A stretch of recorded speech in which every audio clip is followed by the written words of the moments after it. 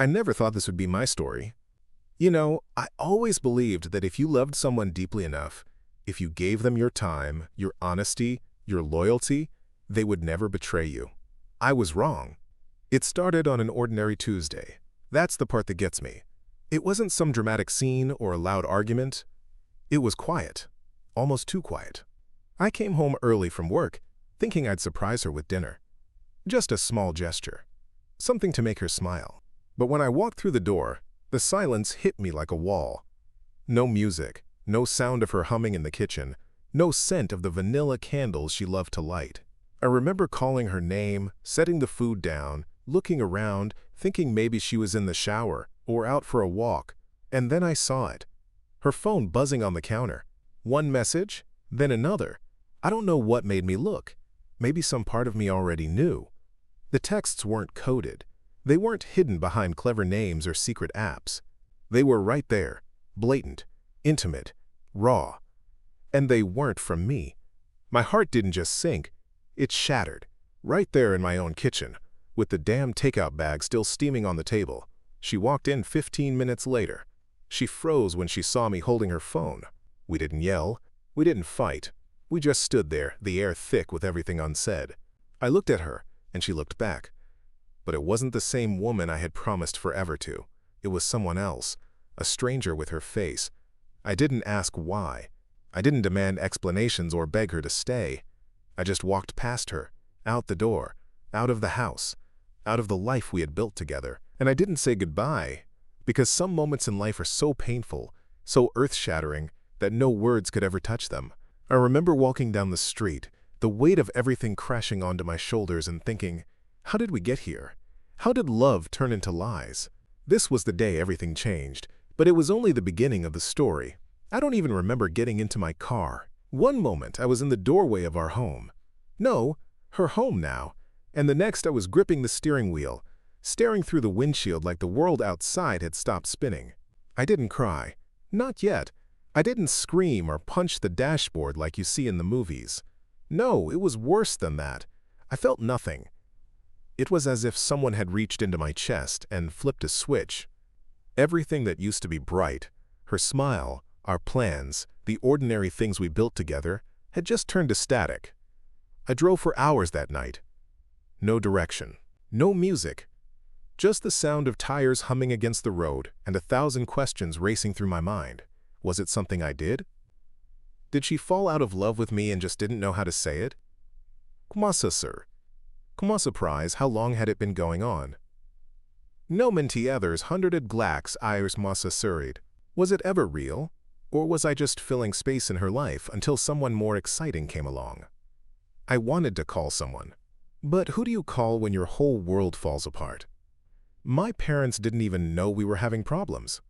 My friends thought we were solid. Hell, I thought we were solid. The last time we talked seriously, she told me she wanted to go to Italy next year. She even showed me a Pinterest board, full of old stone villas and tiny cafes. I told her I'd start saving. Was that a lie too? Or did she mean it then? And something changed. That's the worst part of betrayal. It's not just the cheating. It's that you start doubting everything. Every memory, every laugh, every kiss. You replay it all in your mind, looking for cracks that maybe you missed. I ended up at a gas station just outside the city. Sat there in the parking lot under those awful flickering lights for what felt like forever. Still not crying, still not angry, just empty. I remember this old man walking by, glancing at me like he could see right through me. He didn't say anything. Just gave me a nod, like he knew something I didn't. Maybe he'd been there. Maybe he'd been the one left behind too. That night, I slept in the car, the engine off, the windows cracked. My whole life packed into the silence between breaths.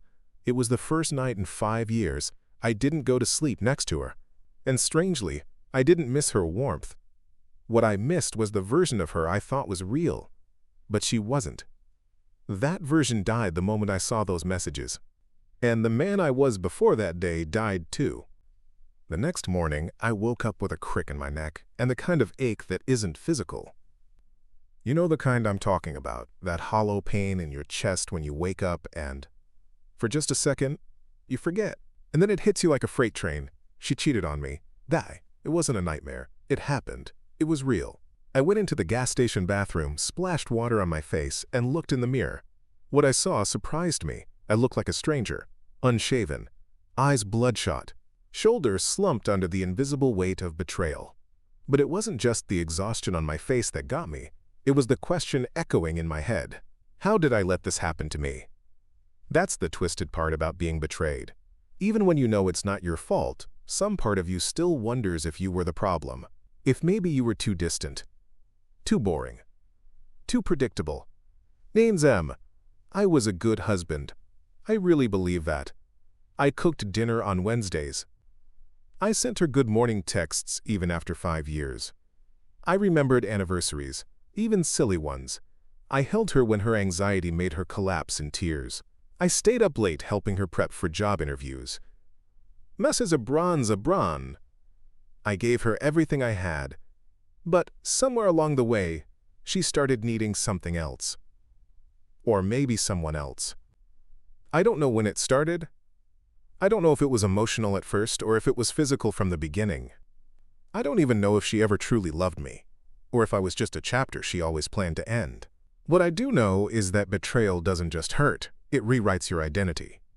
I didn't just lose her. I lost the version of myself I was when I believed in us. I lost the man who trusted without question, the man who thought love was enough. And in that dingy bathroom, under harsh fluorescent lights, I made a decision. I wasn't going back. I wasn't going to show up at the house and ask why. I wasn't going to beg for closure or answers she probably couldn't give. I was going to walk away. Because sometimes, the most powerful thing you can say is nothing at all. And so I got back in my car. Still no destination, still no plan. Just one rule, don't look back. I didn't know where I was going, but I knew I couldn't stay where I was. Because healing, I've learned, doesn't begin with forgiveness, it begins with escape. I didn't tell anyone. Perfers. No texts. No calls. No dramatic status updates. Perfers. I just disappeared. Perfers. It's strange how easy it is to vanish from your own life. One day, I had routines. Wake up next to her, go to work, come home, kiss her goodnight. The next, I was just gone, floating between towns, motel to motel, trying to outrun something that lived inside me. Bouquet. I turned my phone off the day I left. I didn't want to see her name. I didn't want to see anyone's, really. But after 4 days, I caved. I turned it back on, half out of guilt, half out of some foolish hope. 37 missed calls. Most from my mom, a few from close friends. One from her, half out of flight-a-ton. I didn't listen to her voicemail, but I did read one text from my best friend Jake. It said, "Bro, I don't know what's going on, but your mom's worried sick. We all are. Just tell me you're alive." So I replied, "I'm alive. Just needed space. I'll talk when I can." That was it. I didn't want to lie, but I couldn't explain. Because how do you put into words the kind of heartbreak that doesn't bleed? It just drains. A few days later, I called my mom. She cried the second she heard my voice. And I realized then, I wasn't the only one who was hurting. You see, when someone betrays you, it doesn't just break your world. It ripples outward. My parents loved her. They treated her like a daughter. They framed our wedding photos and called her on birthdays. For them, this was a loss too. I told my mom the truth. Not all the details, just the bones of it. Bice. She cheated, I said. My voice cracked on the word. And she didn't respond with anger or shock. She just said, "I'm sorry, baby. You didn't deserve that." That simple sentence hit harder than anything. Because until then, I didn't realize how much I needed someone to say it. Hitcherless. I didn't deserve that. Hitcherless. None of us do. If you're listening to this right now, and you've been in my shoes, or worse, hear me when I say, it's not your fault. Their choices reflect them, not you. But still, the guilt sticks. The shame follows. The silence screams louder than any fight ever could. I started journaling, not because I'm a writer, but because I had to get it out somehow. The pain, the questions, the memories. I wrote it all down, Sometimes at 2 a.m. in a roadside diner, coffee cold, eyes red from everything I hadn't cried yet. It was messy, but it was real. And for the first time since I left, I started to feel like maybe, just maybe, I could survive this. Not forget it, not forgive it, but survive it. I started seeing her in places she'd never been. No, not in a supernatural sense. I don't believe in ghosts, but I do believe in memory, how it clings to everything like dust you can't wipe off. The first time it happened, I was standing in a little used bookstore in a small town I'd never even heard of before I drove into it. I had no reason to be there. I wasn't looking for anything, just wandering. And there it was, a copy of The Little Prince, her favorite. The cover was worn, the pages yellowed. And for a second, just a second, I imagined her fingers flipping through those pages, her voice reading it to me again like she used to on slow Sunday mornings. I almost bought it. But I didn't, because that version of her, the one who used to curl up next to me with tea and read aloud from children's books just because it made us laugh, that version wasn't real anymore. Maybe she never was. That was the thing that kept breaking me over and over. Not just what she did, but what we lost because of it. We had dreams, you know. A house with a backyard where our future kids could play. A dog named Pepper. Trips to little towns like this one where we try new foods, take too many pictures, and make inside jokes no one else would understand. And now I couldn't look at a coffee shop or hear a certain song without feeling like I'd been sucker punched by the past. I wasn't angry, not in the way people expect you to be. I wasn't plotting revenge or screaming into pillows. I was mourning a life that would never be lived. It's a strange kind of grief when the person who hurt you is still out there living like nothing happened, while you're stuck picking up the shattered pieces of something they destroyed. Some nights I would sit in my car outside a diner watching couples laugh through the windows, wondering if they knew how fragile happiness could be. How one decision, one secret, could burn everything down. And I wondered, often, if she missed me. Not just the comfort of me, not the convenience, but me. The man who showed up, who tried, who loved her when she didn't love herself. But I never reached out. I never called, because some part of me knew, if she truly regretted it, she would have come looking. But she didn't. And that silence, that was my answer. So I kept moving, city to city, town to town. Not because I was running from her anymore, but because I was slowly learning to run towards something else. Myself. They say time heals all wounds. I used to hate that saying. It felt like something people said to fill the silence when they didn't know what else to say. Like a greeting card for grief. But as the days turned into weeks, and the weeks blurred into something that felt like living again, I started to understand what they meant. Healing doesn't come all at once. It's not some grand cinematic moment where you wake up and say, "I'm over it." No. Healing is slower than that. It's quieter, almost invisible. It's when you drive past a place you used to go together, and your chest only tightens for a second, instead of aching for hours. It's when you find one of her socks stuck inside a suitcase you haven't opened in months, and you don't cry. You just toss it out the window and keep packing.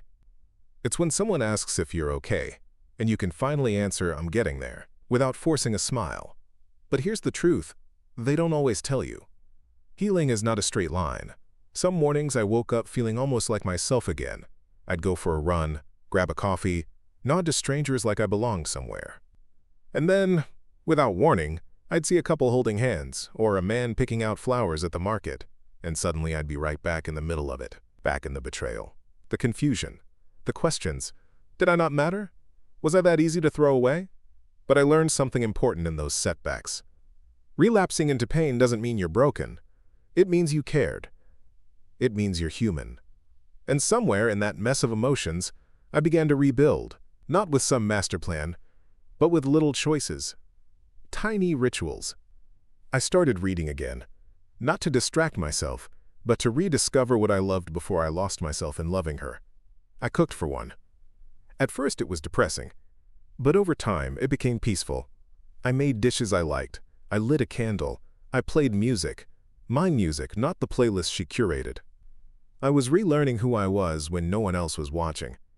And for the first time in a long time, I began to feel something that almost scared me. Hope, not the naive kind that says, maybe she'll come back.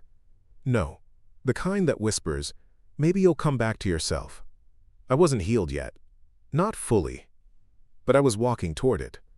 One honest step at a time. There's a moment after heartbreak where you realize you haven't truly spoken to someone in weeks. I don't mean small talk. Not, how's your day at the gas station, or credit or debit at the checkout line. I mean being seen, heard, understood. Last year I left. I didn't allow that. I wasn't ready. I wasn't open. But the world has a strange way of nudging you forward when you least expect it. It happened on a rainy Tuesday. I was sitting in a small diner, the kind with plastic booths and waitresses who call you Han. I was nursing a cup of burnt coffee, flipping through a book I wasn't really reading. That's when she sat across from me. Not her. Not the woman who broke me, Aspet. Someone else. A stranger. Pies. She had bright eyes, tired but kind, and she asked, "Mind if I sit here? The place is packed." It wasn't. There were at least 3 empty booths. But I nodded, and somehow we talked. Her name was Clara. She was passing through town like I was. Her voice was gentle, and she had this way of listening that made you feel like your words mattered, even the broken ones. We didn't talk about anything deep that day, just music. Travel. Why the pie at this diner was overrated. But when I walked out into the rain that evening, I felt something I hadn't felt in a long time. Warmth. It wasn't love. It wasn't even attraction. It was safety. The kind you forget exists when you've been betrayed. Over the next few days, I ran into Clara again. Once at a bookstore, another time at a park. Coincidence? Maybe. We kept talking. Longer each time. She didn't ask why I was clearly running from something. She didn't pry Tomsil. She just was there. Bulwitchi. And that made me realize something important. Sometimes, healing doesn't come from people who fix you. It comes from people who sit beside your brokenness and don't flinch. I wasn't ready for love. Not yet. Maybe not for a long while. Niet. But I was ready for kindness. For presence. For moments that didn't come with hidden knives behind smiles. And slowly, I began to understand. Not everyone who walks into your life wants to hurt you. Some people are just gentle. They show up, uninvited, and remind you that not all connections have to end in betrayal. Cass. Some just remind you that you're still human, that you're still capable of laughter, of conversation, of being known. Clara never asked about my past. She never tried to fill my silence. And that was exactly what I needed. For the first time, I looked at someone new and didn't feel like I was cheating on my pain. Buddhismen. I felt like I was choosing peace. Buddhismen. I thought I was done with her. Buddhismen. I thought I had sealed that chapter, boxed it up, thrown the key into some deep emotional ocean where I'd never have to open it again. I sees. But healing has a cruel sense of humor. Sees. It was a message from an old friend.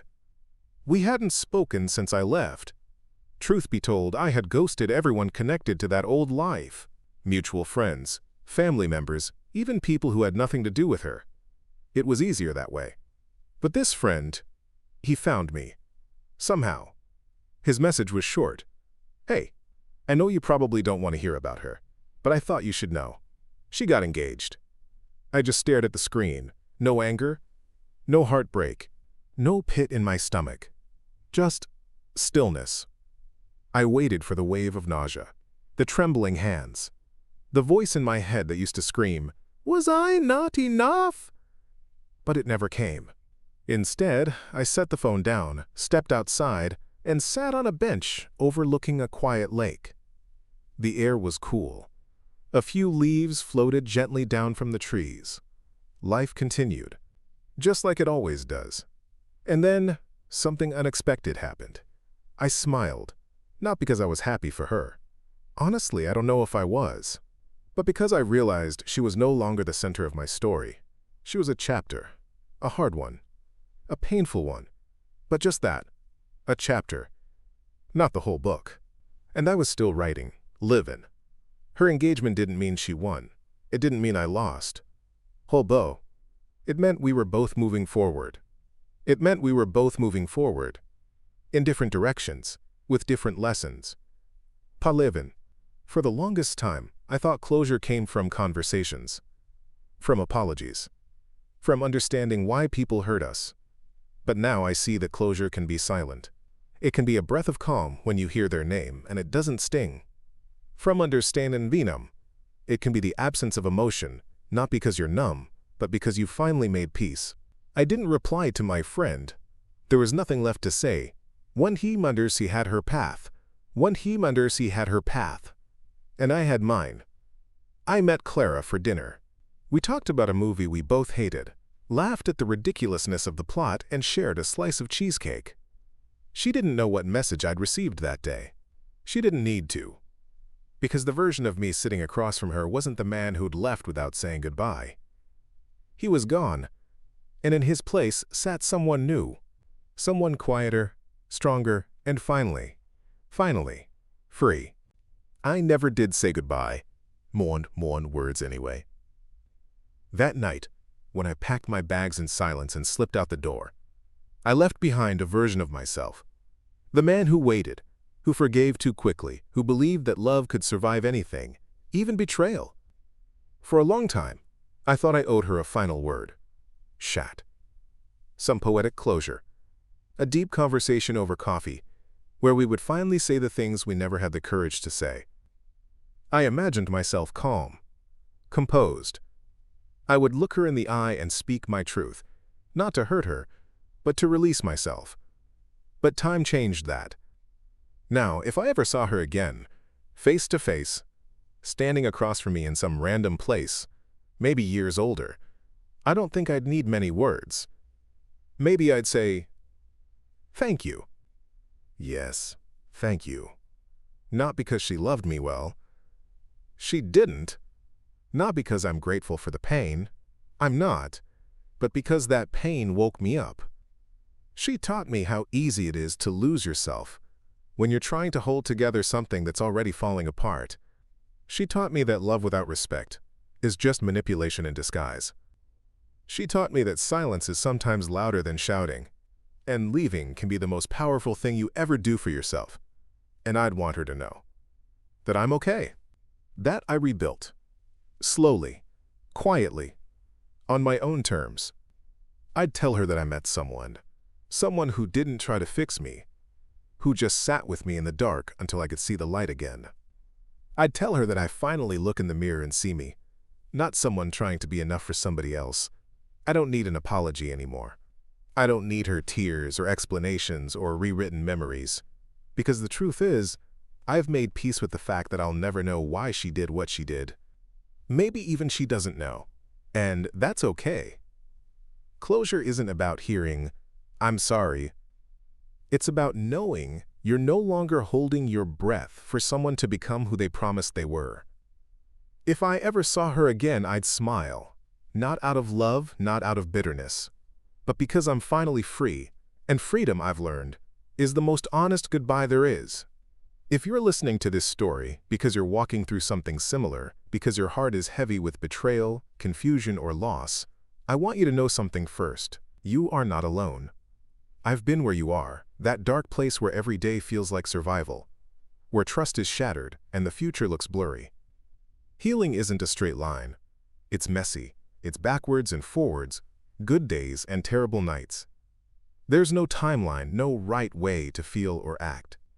Sometimes, you'll find yourself crying in the middle of a crowded room, wondering how you even got here.